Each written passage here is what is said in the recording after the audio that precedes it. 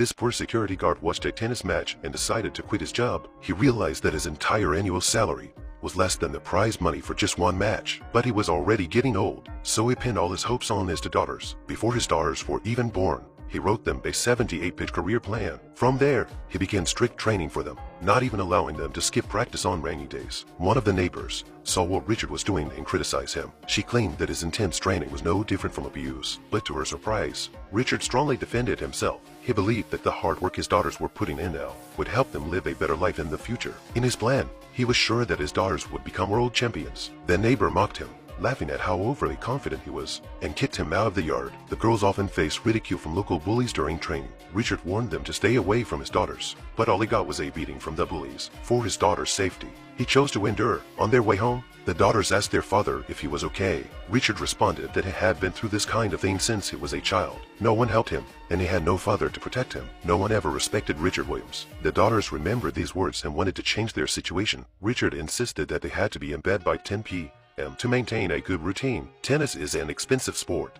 and with their already tight finances, Richard had to play the role of a coach during the day. At night, he worked a night shift to make ends meet. In order to get his daughters professional training, he took them from one tennis court to another. Richard often visited well-known coaches, hoping they would train his daughters for free, but no one wanted to invest their time into girls with no experience. After much persistence, a coach finally agreed to let the two girls give it a try.